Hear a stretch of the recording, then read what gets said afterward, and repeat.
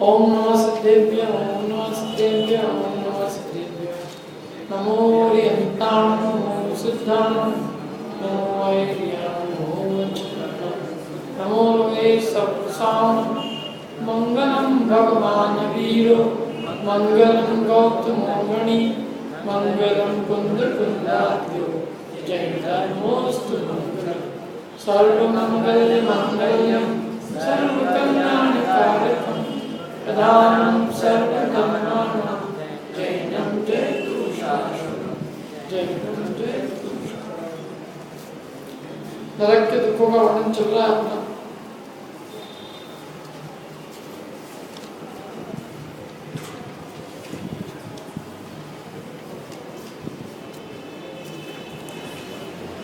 ठंड गर्मी की चर्चा हो गई थी अपनी। ठंड गर्मी कैसी पड़ती है वहाँ, कितनी कम ठंड, कितनी ज़्यादा ठंड, बताओ। पढ़ हुई थी कि नहीं अपनी चर्चा इसकी। एक तो इतने दिन हो जाते तो कुछ लोगों को भी ख्याल नहीं रहती और पढ़ाने वालों को भी ले जाए तो लोग।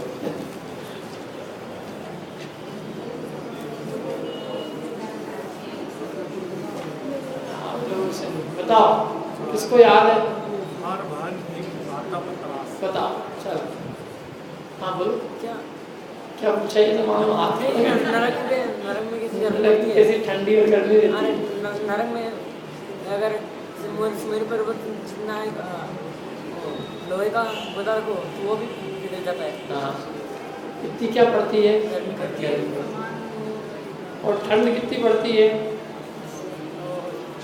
ठंड कितनी पड़ती है, इतनी ठंड पड़ती है कि सुमेरु पर्वत जितना लोहे का गोला भी टुकड़े टुकड़े हो जाए, इतनी ठंड पड़ती अपनी इतनी ठंडी गर्मी, ऐसी भीषण ठंडी और भीषण गर्मी। गर्मी का दुख ज़्यादा है कि सर्दी का, मैंने पूछा था पिछली बार। चलो ये बताओ आप तो सीधे सीधे, कितने नरकों में गर्मी है, कितने नरकों में ठंड है, बताओ भैया। क्या नाम है आपका? चंद्रशेखर। तो आधा आंसर सही है, चंद्रमा सही है, शेखर सही है। शुरू के 5 तक आपने बताया क्या है, गर्मी की ठंडी गर्मी, और छठे सातवें में ठंडी। तो छठे सातवें का तो बिल्कुल सही है। शुरू के 4 नरक का भी सही है। 5वें नरक में थोड़ा करेक्शन जरूरी है। क्या है बताओ। हाँ बताओ।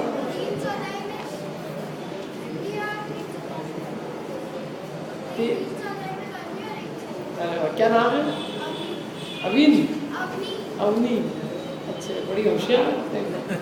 सही बताया उसने। 3/4 में गर्मी है और 1/4 में ठंड है।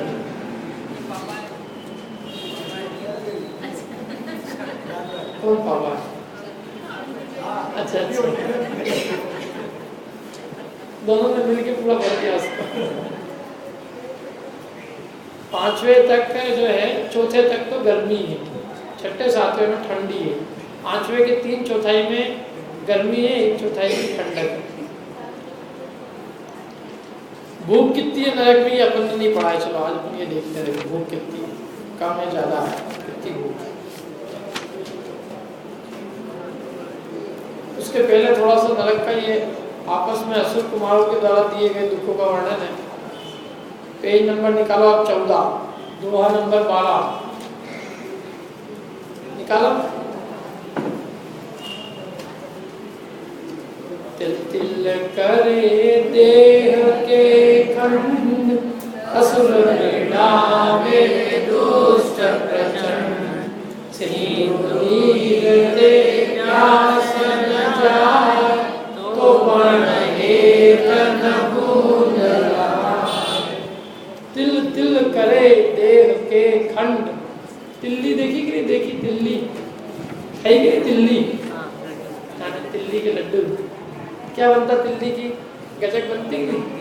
तिल्ली कितनी बड़ी होती है? तिल्ली का दाना जैसे तिल्ली के दाने जितने शरीर के खंड खंड, टुकड़े टुकड़े जो है आपस में नारकी कर देते हैं। माने नारकी परस्पर में इतने भयंकर एक दूसरे को काटते मारते हैं कि शरीर के तिल्ली बराबर टुकड़े टुकड़े करते हैं। कितनी कषाय होती है आपस में एक दूसरे के साथ। तिल्ली के दाने बराबर टुकड़े कर दे, और फिर भी क्या होता है, मरता नहीं। वापिस से वो सारे दाने फिर पहले की भांति फिर जुड़ जाते। लेकिन मतलब शरीर में होने वाली वेदना बताई कि शरीर के कितने भयंकर, शरीर के कितने टुकड़े टुकड़े कर डालता है। अब एक टुकड़ा होने में कितने दुख होते हैं, और पूरे तिल्ली के दाने जितने टुकड़े करे जाएंगे तो कितना दुख होगा। तो तिल तिल करे देह के खंड, और असुर बिड़ावे दुष्ट प्रचंड। ये असुर कुमार जाति के देव होते हैं। देव कितने प्रकार के होते हैं? 4, भवनवासी, यंत्र, ज्योतिषी और वैमानिक। भवनवासी उन्हें कहते हैं जो भवनों में रहते हैं। भवन माने कौन से भवन? ये इंद्र भवन, कल्याण भवन बोले। ये भवन होते हैं पृथ्वी के नीचे, चित्रा पृथ्वी के नीचे 7 करोड़ 72 लाख भवन होते, बड़े बड़े नाम उनके भवन, लेकिन वो भवन अरबों खरबों मील के बड़े बड़े भवन होते हैं। उन भवनों में ये भवनवासी देव रहते हैं इस पृथ्वी के नीचे। तो भवनवासी देवों के 10 भेद होते हैं। उनमें एक होते हैं असुर कुमार। नाम है उनका असुर, लेकिन वो असुर कोई होते नहीं है ऐसे जैसे अन्य मतावलंबियों ने असुर बना रखे हैं। ऐसे कोई असुर नहीं होते, सर्वांग सुंदर होते हैं, एकदम दिखने में बढ़िया। और उन असुर कुमारों के भी अनेक भेद होते हैं। उनमें एक वैरायटी होती है अम्ब और अम्बरीश। तो असुर कुमारों जो में अम्ब और अम्बरीश जाति के जो देव होते हैं, उनको लड़ाने भिड़ाने में मजा आता है। एक तो इनका नाम ही क्या है, कुमार।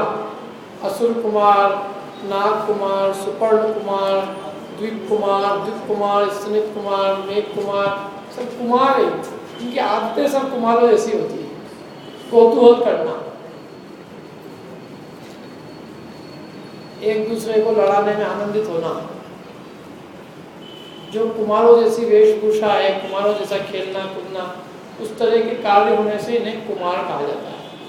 तो असुर कुमारों में, असुर कुमार वैसे सबसे मतलब खास भवनवासियों में सबसे प्रमुख असुर कुमार जाति के देव होते हैं। आयु और अवधि ज्ञान आदि सभी की अपेक्षा वे प्रधान होते हैं। और उनमें भी जो अम्बरीश जाति के देव होते हैं, उनको पता नहीं ऐसी बुद्धि उत्पन्न होती है कि वे जो है परस्पर में जीवों को भिड़ाते हैं और उसमें उनको मजा आता है। तो वो नरक जाते हैं नीचे, पहले दूसरे तीसरे नरक तक जाते हैं, और वहाँ जाके आपस में नारकियों को पूर्व का वेद याद दिला दिला कर उनको आपस में भिड़ाते हैं। जैसे यहाँ भी कई लोगों को देखा मैंने, ये बंदर होते हैं तो चेन लगा रहते हैं और जरा जरा सी रोटी फेंक के कई बंदरों को पहले बुलाते हैं, और फिर जब आ जाते हैं तो जान करके रोटी फेंक के उनको आपस में लड़ाएंगे और दूर से देख देख के उस आनंदित होंगे। तो ये कोई अच्छी चीज़ तो ही नहीं। तीव्र कषाय का परिणाम है दूसरों की लड़ाई को देखना। 2 जने लड़ रहे हैं, उसको देखने का परिणाम माने हिंसा में आनंद का परिणाम है ना। इन देवों की ऐसी कोई कषाय होती है, तो ये वहाँ तीसरे नरक तक जाकर परस्पर में नारकियों को लड़ाते हैं। और न केवल लड़ाते हैं, अपितु नारकियों को दुख भी देते हैं। वहाँ क्षेत्रजन्य दुख तो है ही, और ये देवतागण जाके वहाँ पर नारकियों को दुख देते हैं, भिड़ाते हैं। इनको कुछ पीड़ा नहीं होती वहाँ जाने पर भी, लेकिन वहाँ जो नारकी रहते हैं उनको पीड़ा होती है,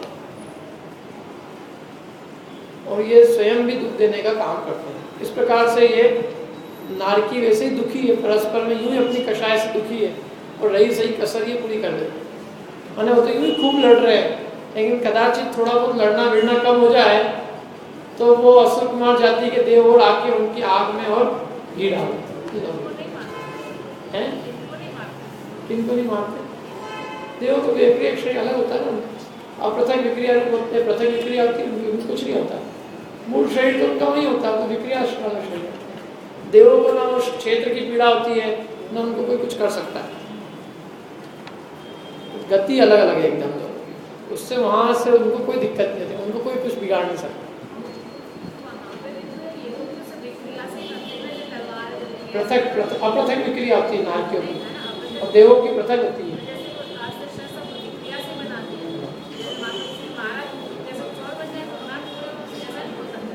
क्या मारे तो विक्रिया से नहीं, तो वो हथियार ही बनता है ना, वही तो बताया था मैंने। नारकियों की विक्रिया अशुभ ही होती है। अशुभ विक्रिया के कारण कितनी कोशिश करे ढाल बनने की, ढाल नहीं बनेंगे, वो तलवार ही बनेंगे। और तलवार मारेगा तो तलवार का प्रहार तलवार से करेगा। नारकियों की विक्रिया कभी शुभ नहीं होती। प्रशस्त रूप धारण भी करना चाहे तो भी नहीं कर पाते, स्वभावजन्य ऐसी योग्यता होती है, काम ही ऐसी। बनना चाहिए ढाल, बनेगा तलवार। सामने वाले को सताने के ही रूप में वो विक्रिया करेगा। ऐसी विक्रिया नहीं बनेगी जो अपने बचाव के लिए हो, सामने वाले को मारने की विक्रिया। ऐसा नारकियों का परस्पर में ऐसा स्वभाव ही ऐसा होता है। तो इसलिए नारकियों निरंतर परस्पर में दुखी रहते हैं, एक दूसरे को पीड़ा दे दे के। और फिर ये जो है असुर कुमार जाति के देव उनको कुल का वीर याद दिला दिला के इनको लड़ाते हैं। तीसरे नरक तक ये व्यवस्था, तीसरे के नीचे ये व्यवस्था नहीं। तीसरे के नीचे असुर कुमार जाति के देव लड़ाने नहीं है। क्यों? क्योंकि तीसरे नरक के नीचे के नारकी की यूँ इतनी तीव्र कषाय होती है कि वो इतना लड़ता भिड़ता रहता खुद से ही, उसको किसी भिड़ाने वाले की जरूरत ही नहीं। क्योंकि तीसरे नरक तक तो फिर भी कापोदलेश्या होती है, तो चौथे और पांचवें नरक में नील लेश्या, और छठे में कृष्ण, और सातवें में परम कृष्ण लेश्या। निरंतर 33 सागर तक परम कृष्ण लेश्या। और इसीलिए सातवें नरक का निकला हुआ जीव नियम से क्रूर तिर्यंच बनता है और वापस से एक बार फिर नरक में जाता है। नियम सातवें नरक का निकला हुआ जीव पुनः एक बार नरक में कम से कम एक बार तो जाएगा। मतलब नरक से निकलेगा तिर्यंच बनेगा और तिर्यंच से फिर नरक में जाएगा। इतना क्रूर तिर्यंच बनता होगी। शेर है, चील है, मगरमच्छ है, चीता है, क्रूर तिर्यंच की पर्याय धारण।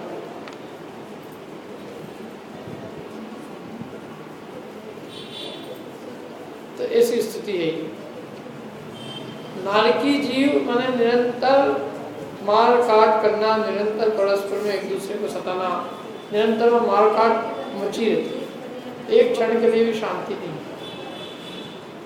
तीर्थंकर प्रभु का कभी जन्म होता है उस समय को छोड़ दो, बाकी वहाँ निरंतर नरक में दुख ही दुख बन रहता है। और आयु लंबी रहती है,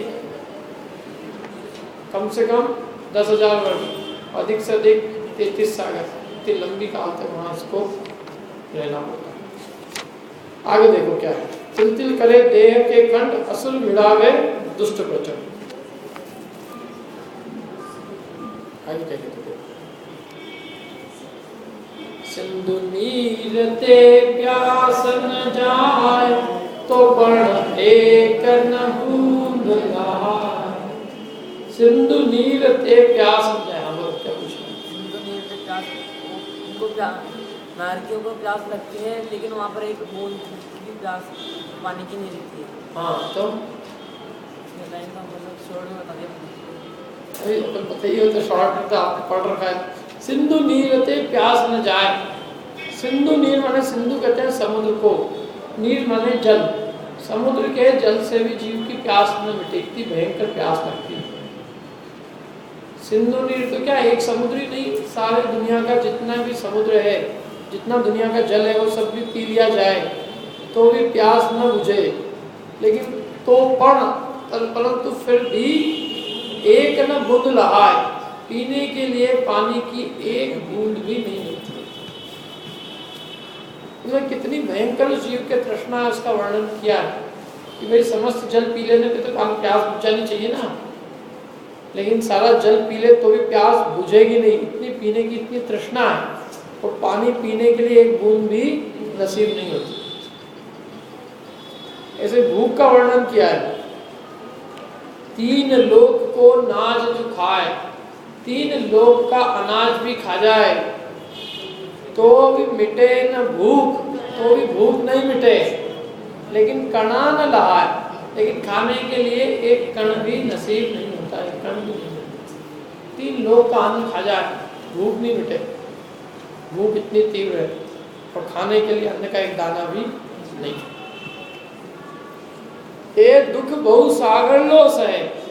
ये दुख हमने कोई थोड़े समय तक नहीं सहन किए। बहु सागर माने बहुत सागरों तक सहन और फिर कोई कर्म योग से, कोई पुण्य कर्म के उदय से नर गति लहे, माने हमने मनुष्य गति प्राप्त की। अब देखो नरक से कहाँ पहुँचाया उसको, मनुष्य गति। नारकियों का भाग्य बहुत, मतलब नारकियों का भविष्य बहुत अच्छा है। नरक पर्याय यद्यपि बहुत दुखद है, लेकिन नरक पर्याय से निकला हुआ जीव जो होता है वो नियम से पंचेंद्रीय सेनी बनता है, नियम से। जैसे नारकी का प्रेजेंट भले ही खराब हो, लेकिन नारकी का फ्यूचर इतना खराब नहीं है। नारकी क्योंकि इतनी प्रतिकूल परिस्थिति है ना, इतनी प्रतिकूल परिस्थिति में परिणाम संभाल पाना, और इतनी प्रतिकूल परिस्थितियों में भी थोड़ी भी मंद कषाय कर लेना, तो थोड़ा भी कर लेता है जीव तो वहाँ से अच्छी गति को प्राप्त हो जाता है। क्योंकि इतनी प्रतिकूलता है ना, सारे संयोग प्रतिकूल है, निरंतर मार काट मची रहती है, निरंतर लड़ाई झगड़ा। तो कोई बात नहीं, इतने प्रतिकूल अवसरों में अपन अपने को ऐसा लगता है कि वहाँ इतना निरंतर मार काट मची लड़ाई झगड़ा कर रहा है, तो उसके बाद तो और दुर्दशा होगी। और दुर्दशा क्या हो, तो दुर्दशा में तो है ही, उसके बाद दुर्दशा नहीं होती, उसके बाद तो उसकी थोड़ी गति सुधरती है। सुधरती मतलब वो नरक से निकल के मनुष्य या तिर्यंची बनता, नरक से निकल के फिर देव नरक नहीं बनता। नरक से निकल के देव गति में तो क्या जाते ही नहीं है, लेकिन नरक से निकला और जीव पुनः नारकी भी नहीं होता।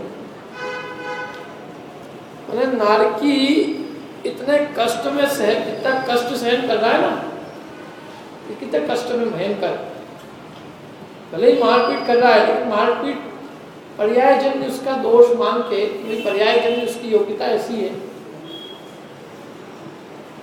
कि वो वहां पर निरंतर उसके ऐसी जाति के संस्कार हैं। लेकिन उसमें भी यदि वो कमी कर ले, जिसको कहते हैं ना अपन, इतनी एडवर्स सिचुएशन में भी आदमी संभाल ले तो गति अच्छी।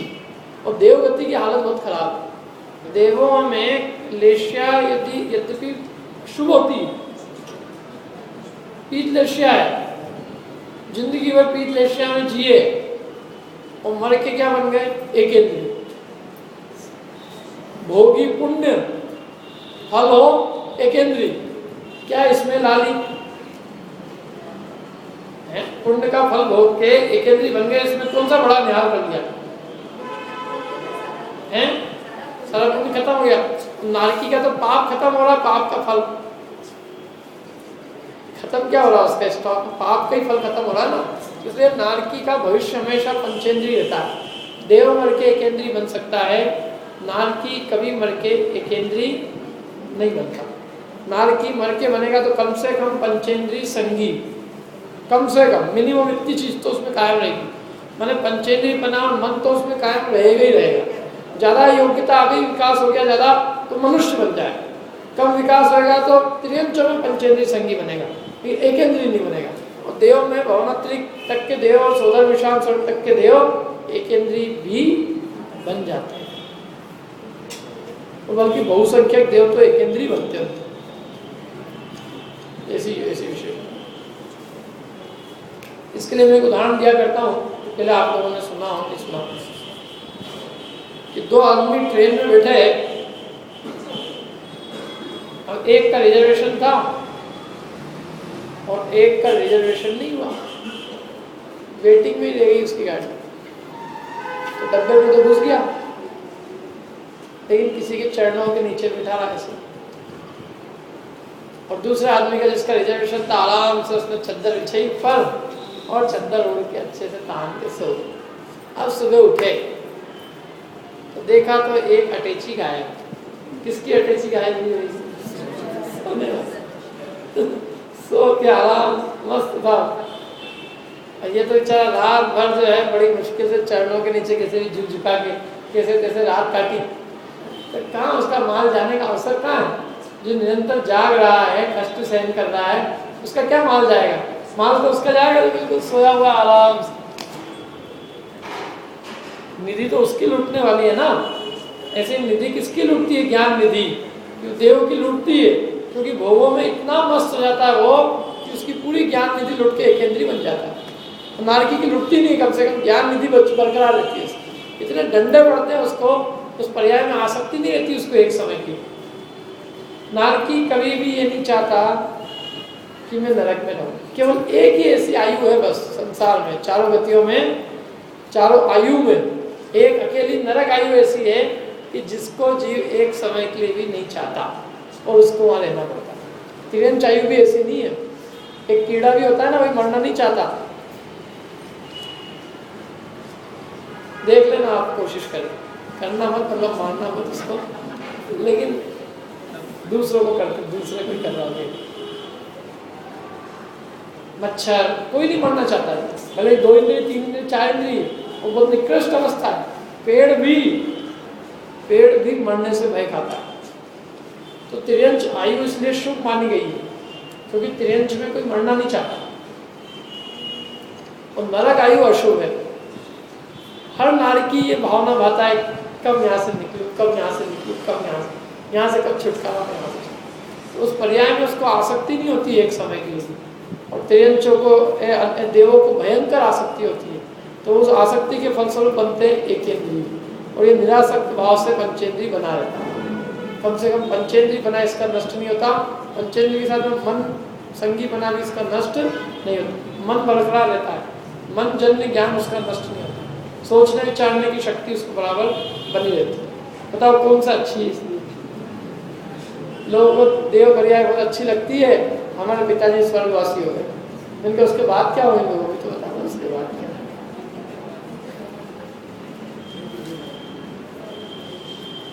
सबको स्वर्ग जाने की बहुत इच्छा है, तमन्ना है सबको, लेकिन अपन भी इतनी छोटी सोच है कि बस अपन एक पर्याय की सोच रहे हैं, उसके बाद क्या होगा अपना?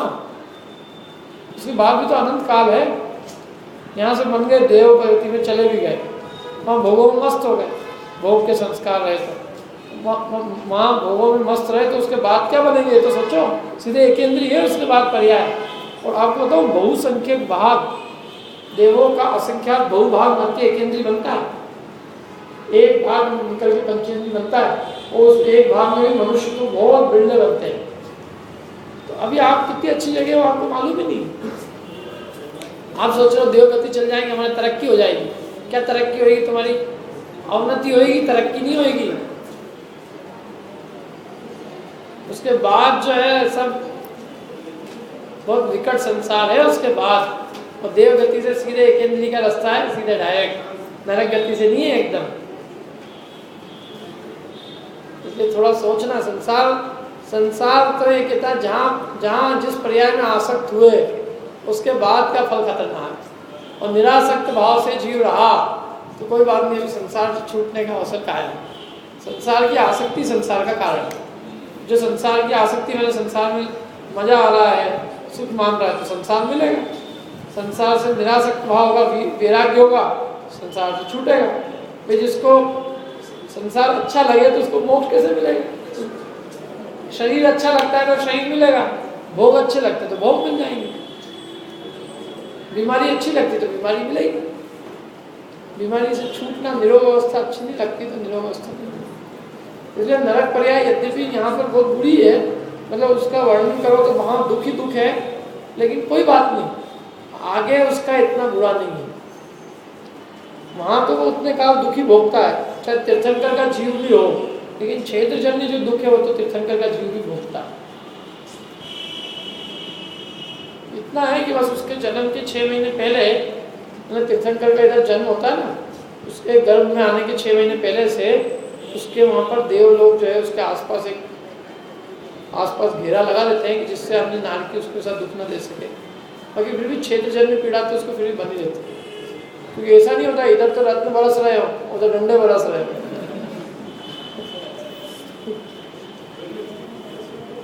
एक साथ नहीं हो सकती, तो वो अपने आप ऐसी व्यवस्था है कि वहाँ फिर डंडे पड़ना बंद हो जाते। जब रत्न बरसते हैं ऊपर तो नीचे डंडे नहीं पड़ते। लेकिन तीर्थंकर को छोड़कर अन्य सामान्य जीव तो पूरे समय तक दुखी दुख भोगते हैं। तीर्थंकर भी जब तक वो गर्भ में नहीं आया है, उसके 6 महीने पहले तक तो सब दुखी भोग रहे हैं। ये सामान्य स्वभाव नाल के होते। नरक के अंदर आयु कब बनती मालूम? नरक में आयु कब बनती? आखिरी के 6 महीने शेष रहने पर। नरक के अंदर ये व्यवस्था, अपनी व्यवस्था कैसी है? 2/3 बीतने पर, अपने को 2/3 बीतने के बाद अपने को आयु बनने का अवसर आ जाता है। लेकिन नारकियों में अंत के 6 महीने पे आयु का अवसर आता है।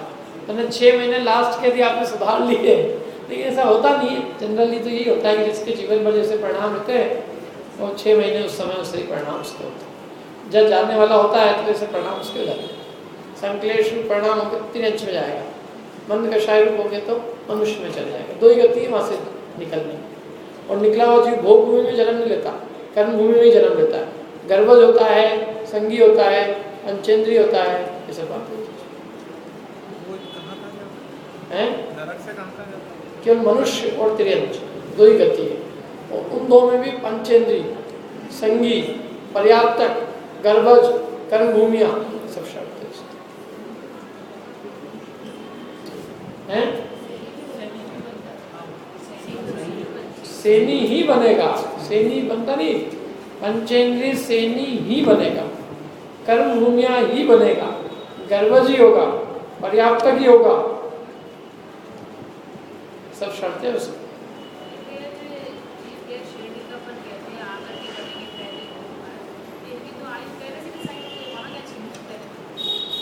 आयु डिसाइड नहीं, भाव करेंगे उस समय वो वहाँ पे, अभी आयु बंदी नहीं है उनकी। तो ये तो क्या है, अब अपन ने 24 तीर्थंकरों के नाम दे दिए, ये कहाँ से केवल ज्ञान ने बताया इस आगे 24 तीर्थंकरों के नाम, अनंत काल बाद भी ये व्यवस्था रहेगी, सब केवल ज्ञान के अनुसार सब।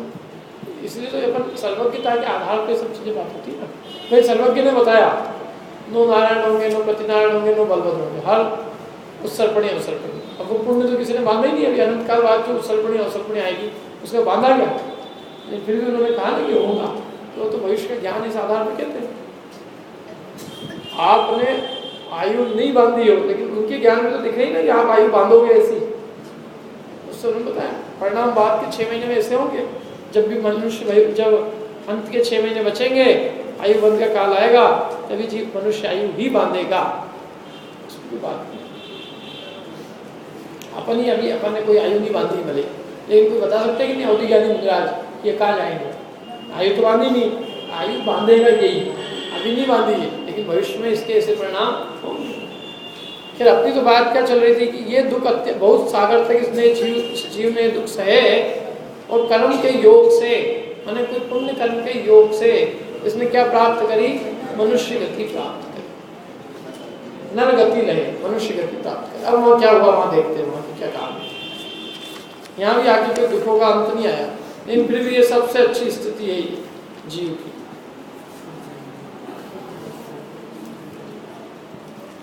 बालपने में ज्ञान, एक मिनट, जननी उदर वस्यो नवमास, अंग सकुचते पाई त्रास, निकसत जे दुख पाए को, तिनको कहत न आवे हो।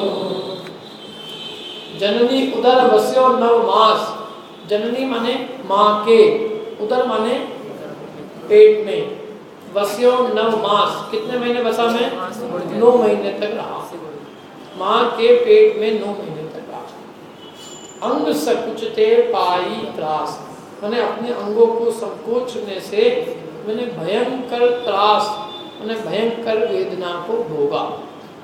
यूँ ही विचार करो, अपन अपने को एक स्थान पर 9 महीने तक रहना पड़े,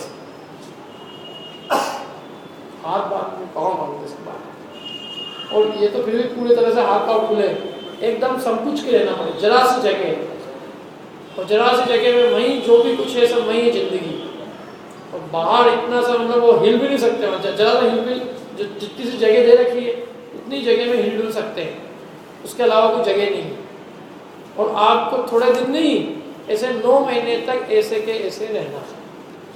सोच लो आपकी नरक से कम यान प्रणाम नहीं हो, और फिर वहीं सब कुछ जो माता खाएगी, जो माता का उच्छिष्ट होगा वही खा के अपने को वृद्धि करनी पड़ेगी। माने माता के उच्छिष्ट को खा के उसका शरीर बढ़ता है, माता चरपड़ा खाती है तो शरीर में बहुत संताप होता है, लेकिन करे क्या, कभी कभी तो गर्भ में ही बालक की मृत्यु तक हो जाती है, बढ़ जाती, कितने ही बढ़ जाते, गर्भ में आया, गर्भ में रहा, कुछ महीनों तक रहा तो मर गया।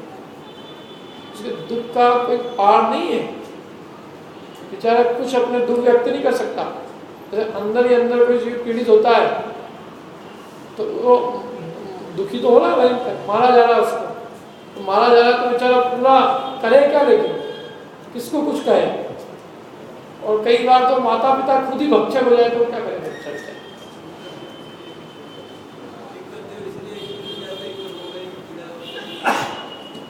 क्या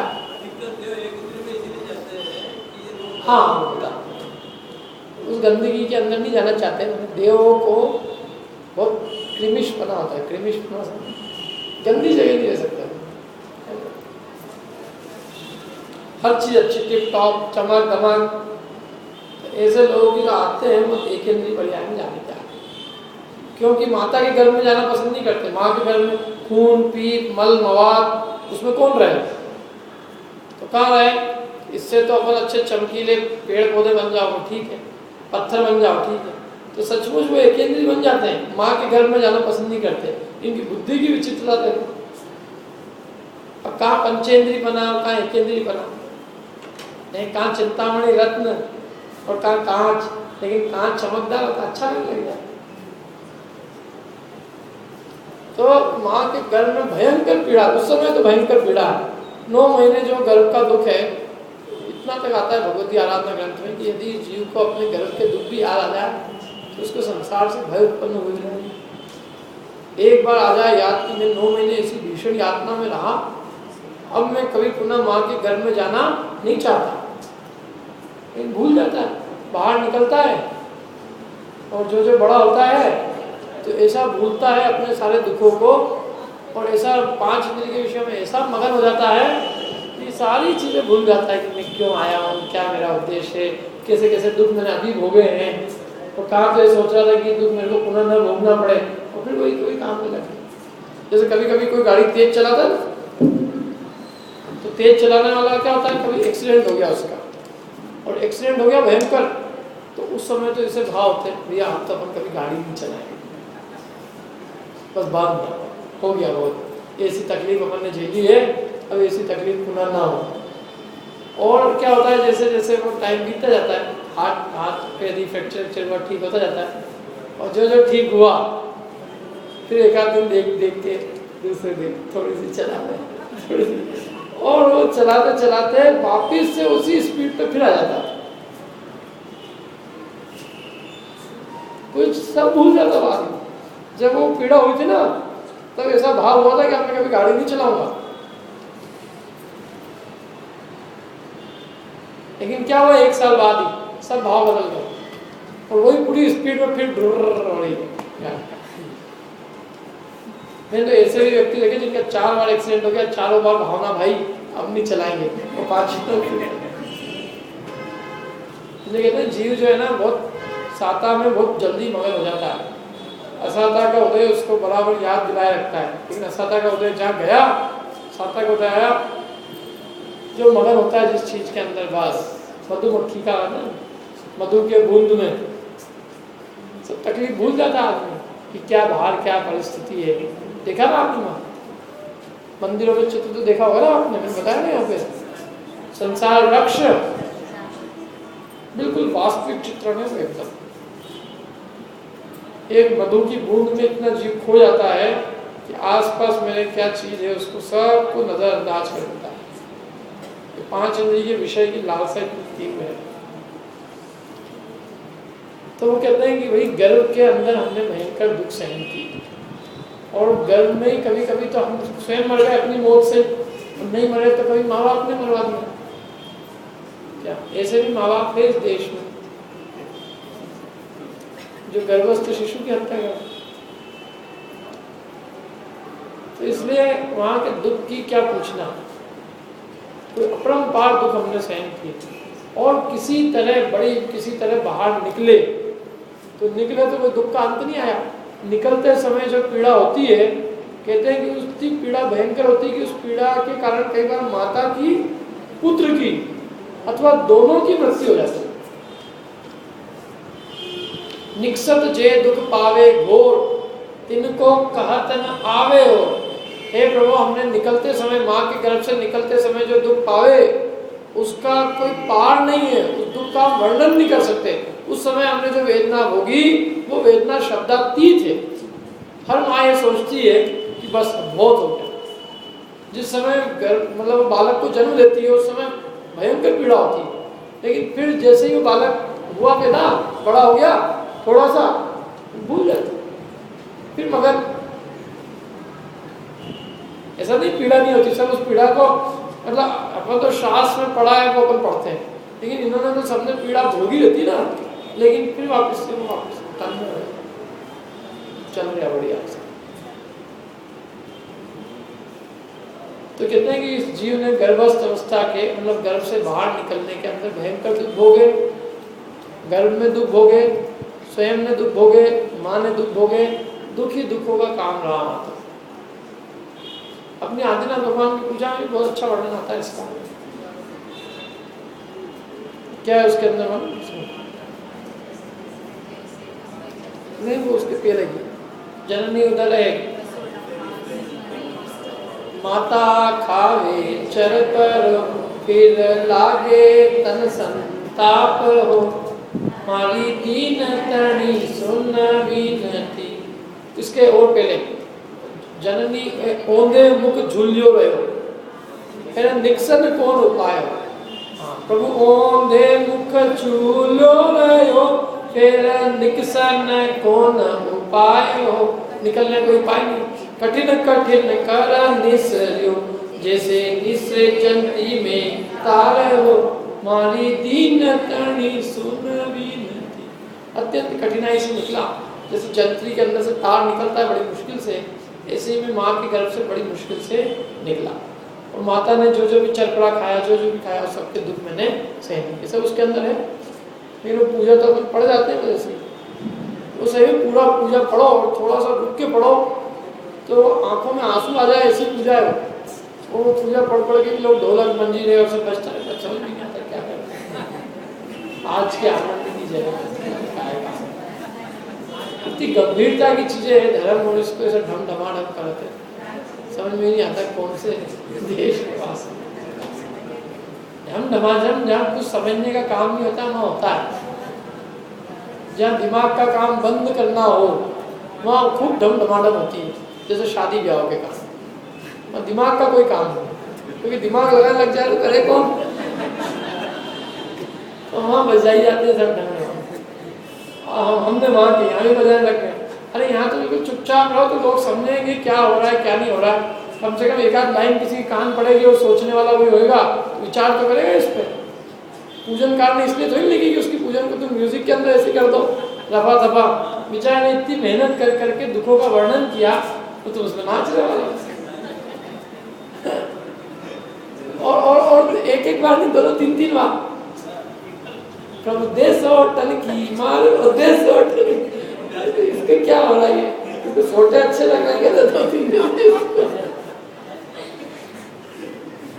इतना लाग लेने की इसमें क्या जरूरत है।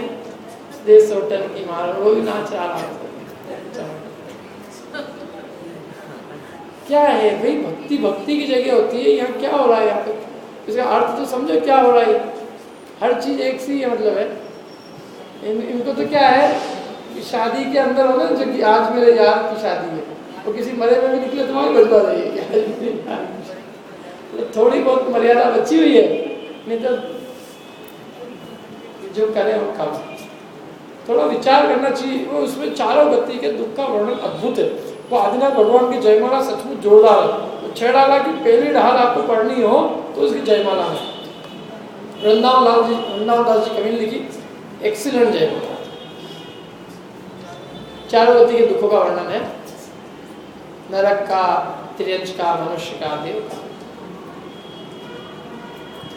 तो वो कहते हैं ये दुख है। अभी तो दो दुख हो गए अपने, कौन कौन से, एक तो गर्भ के और एक जन्म के। गर्भ के और जन्म के दो दुख हो गए। गर्भ के दुख सहन किए 9 महीने, और जब जन्मा तो जन्मते समय अपार पीड़ा मैंने सहन की। अब इसके बाद के दुख के तो देखो क्या। बालपने में ज्ञान न लयो, तरुण समय तरुणी रत रयो, अर्धमृतक सम बुरा बनो, कैसे रूप लखे आपनो। बाल्यपने में ज्ञान न लयो, बाल्य अवस्था में मैं अज्ञानी रहा, कुछ ज्ञान नहीं था मुझे, मैंने बिल्कुल अत्यंत अज्ञान अवस्था में मैंने अपना काल व्यतीत किया। स्वयं अपने मलमूत्र से अपने आप को लिपट लिया, पूरा शरीर जो है अपने शरीर को पूरा उससे आवृत कर लिया, और यहाँ तक कि स्वयं के मलमूत्र को अत्यंत रुचिपूर्वक खाया। बाल अवस्था बच्चा रहता है, उसको विवेक नहीं होता, गंदगी में से निकालो तो रोने लगता है, स्वयं के मलमूत्र को खाने से रोको तो रोता है, मिट्टी खाने से रोको तो रोता है, कोई बीमारी लग जाती है आसपास चारों तरफ, क्या और माँ बाप पूरी कोशिश करते हैं बेचारे, और ये जो है वही चीज़ वापस से जिससे कारण से बीमारी लगी, मिट्टी खाने को बार बार दुखता है। और कई बार तो क्या होता है कि गर्भ अवस्था से निकलता है, जब तक माता पिता खुशी नहीं मना पाते हैं उसके पहले तो उसको कोई बीमारी लग जाती है और थोड़े काल बाद वो मर जाता है।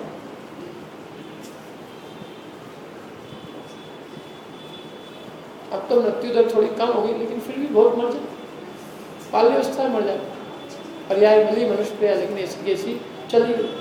और वो स्वयं तो जो दुखी होता है सो होता ही है, लेकिन वो माता पिता को तो पूरे जीवन भर दुखी कर जाता है।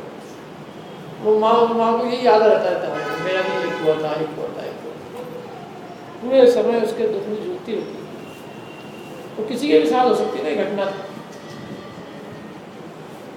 कोई उसका होता ही नहीं है। और चलो मैं कहता हूँ ठीक भी निकला, मरा नहीं, मतलब ठीक निकला, मरा नहीं, लेकिन वो अपाहिज हो गया तो क्या करूँ? जन्म से ही वो विकलांग रहा, जन्म से ही उसमें कोई विकृति रही, बुद्धि की हीनता रही, मंद बुद्धि रहा, अपाहिज रहा, रोगी रहा।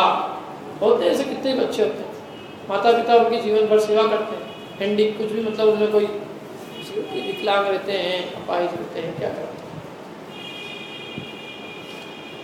कहाँ है बताओ? ये तो सुख की तरफ सोच रहा था और जिंदगी भर की गुलामी हो जाती फटाक से एक झटके में।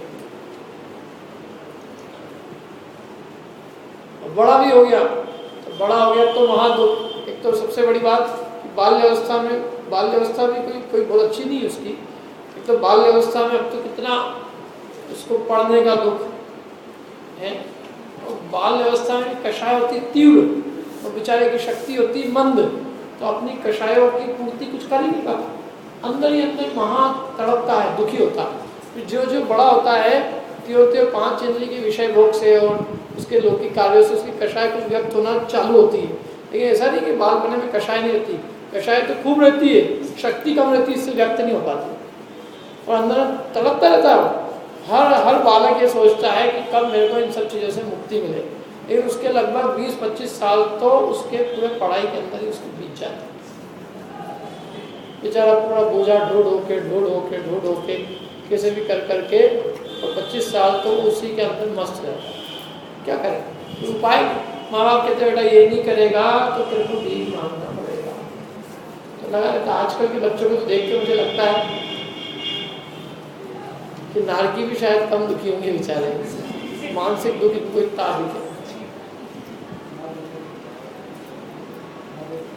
क्या? क्योंकि हर माँ बाप को अपने बच्चों को सीधे प्रधानमंत्री बनाना है, पहले नहीं बनाना रहता था इतना, ठीक है जो कर लिया अपने हिसाब से। लेकिन अब तो हर माँ ये चाहती मेरा बच्चा फर्स्ट रैंक का है, फर्स्ट रैंक से कम तो देखना ही नहीं चाहता। अब वो उसके ऊपर सारा प्रेशर बनता है बच्चे के ऊपर, बेचारा वो कितना कर सकेगा। हर आदमी की बुद्धि की क्षमता सीमित होती है, जब वो नहीं कर पाता तो अंदर ही अंदर घुटता रहता है, क्या निरंतर सुनता रहता है मैं कमजोर हूँ।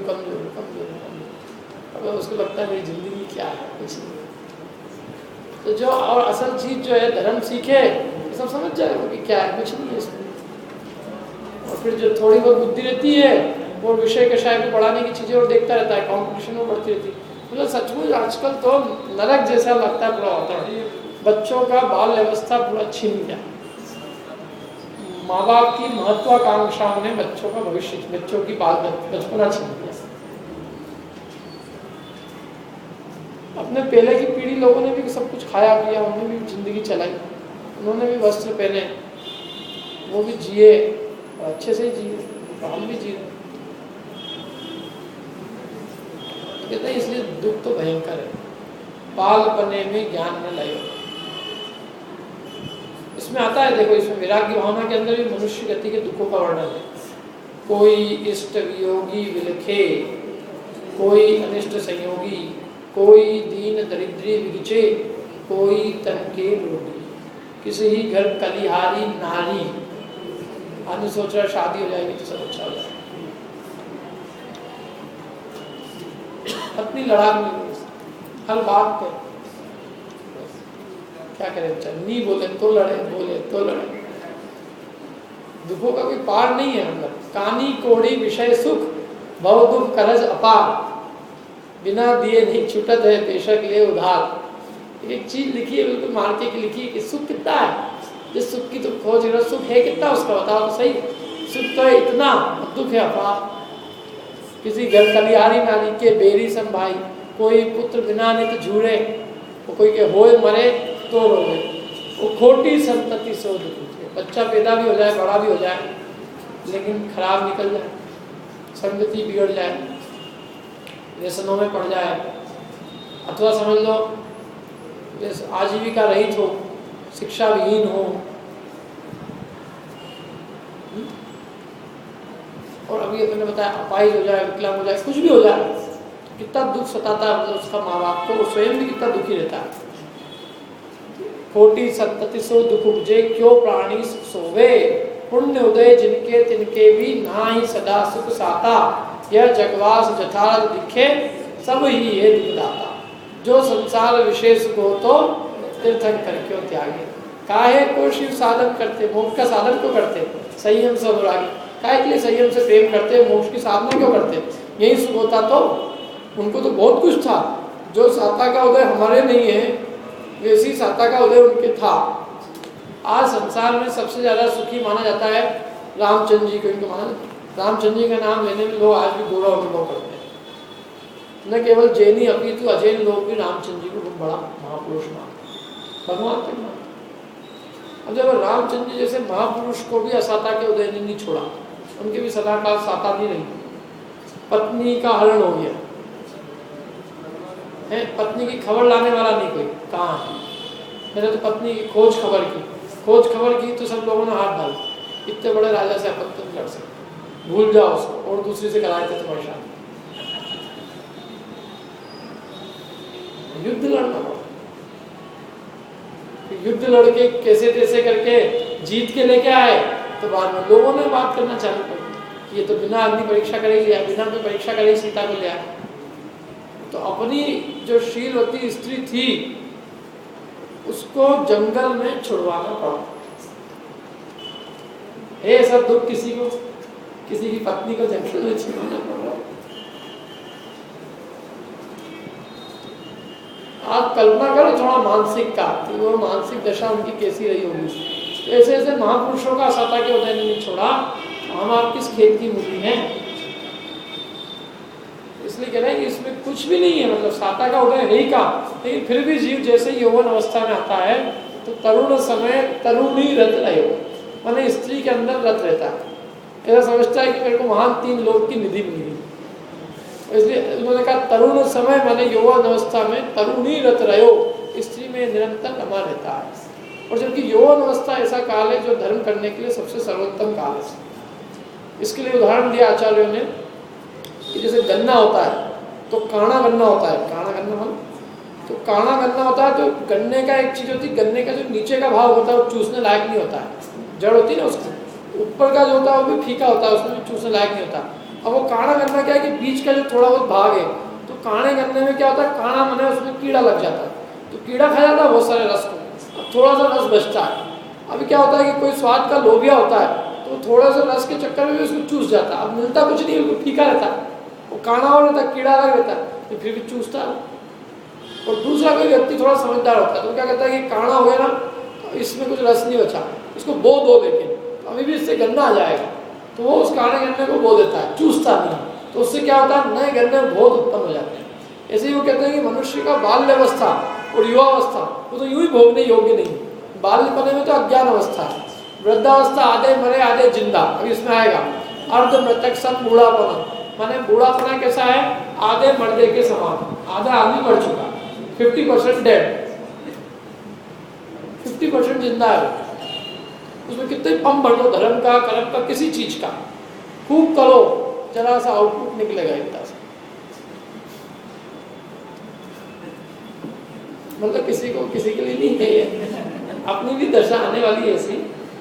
तो वृद्ध अवस्था की बात है कि वृद्ध अवस्था में पुरुष उत्साहहीन हो जाता है आदमी, मतलब उसमें इतनी शक्ति, पुरुषार्थ जमते ही नहीं, लगता ही नहीं, उत्साह ही नहीं बनता उसका कोई भी काम में, न धर्म का उत्साह न कर्म का उत्साह। जो चल रहा सब ठीक, जैसा हो रहा सब होना। इंद्रियां शिथिल हो जाती है, मन की शक्ति शिथिल हो जाती है, जो अपने पुराने संस्कार होते हैं उन्हीं को कैसे तो भी घसीट के जीवन पूरा कर देता है। इसलिए वो काल होता है युवा अवस्था का, क्योंकि वृद्ध अवस्था तो आधे मृतक के समान, अब वो युवा अवस्था तो कह रहे हो काने गड़ने के समान, माने उसका बहुत कुछ भाग तो कीड़ों ने चूस रखा है, बहुत कुछ भाग कीड़ों ने चूस रखा है का अर्थ है कि इसमें इष्ट के वियोग, अनिष्ट का संयोग, आजीविका के निमित्त से धन के वियोग की चिंता, कोई मर रहा है, कोई शरीर में पीड़ा हो रही है, दुख ही दुख है, बहुत कुछ भाग तो कीड़ों ने खा रखा है। थोड़ा सा रस है, अभी अपने ऊपर है कि उस थोड़े से रस को चूसे, कि उस थोड़े से रस का ऐसा उपयोग करे कि जिससे आगामी अनंत काल तक अपने को खूब शाश्वत सुख की प्राप्ति हो, वो अपने ऊपर। अब ये जीव चाहे तो थोड़े से रस के चक्कर में इस जीव को इस पर्याय में खो सकता है, और चाहे तो उसको बोधे, माने धर्म के विषय में बोधे, तो अनंत काल तक उसका फल प्राप्त कर सकता है। इसमें आता धर्म के बीच को बो दिया जाए तो उसका फल बहुत है।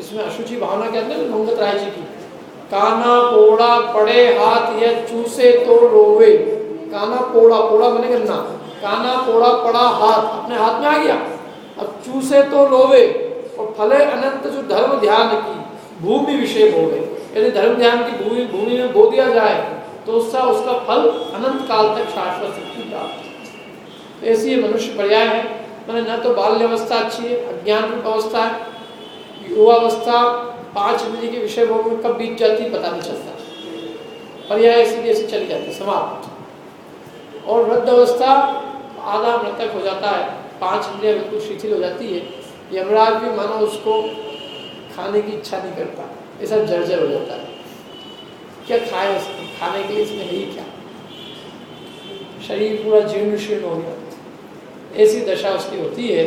इसलिए उन्होंने कहा कि भाई समय रहते अपने को चेत के अपना कल्याण कर, अर्ध मृतक सम बूढ़ा बनो कैसे रूप लखे आपनो, माने इन तीनों अवस्थाओं में बताओ उसको समय कहाँ मिला, बाल्य अवस्था में अज्ञानी रहा, वृद्ध अवस्था में आधा मुर्दा हो गया, और युवा अवस्था में तरुणी में अपना समय खो दिया।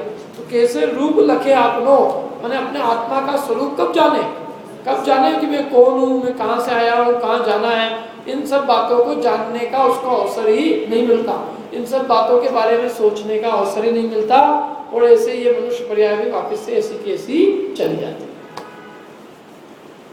ठीक है, बाकी कल अपन करेंगे, और कल मैं नोट्स लेके आऊंगा, 4 गति के नोट्स, आज वो मैं लाना भूल गया एकदम, तो आप उसको पढ़ना, उसमें भगवती आराधना, अनगार धर्मामृत, और एक और कौन सा ग्रंथ है, भगवती आराधना, अनगार धर्मामृत और अर्थ प्रकाशी का टीका, ये तीनों के उसमें चारों गति के दुखों का वर्णन है। घर पे पढ़ के आना, आप लोग कल दे देंगे, कल होगी ना छड़ा, कल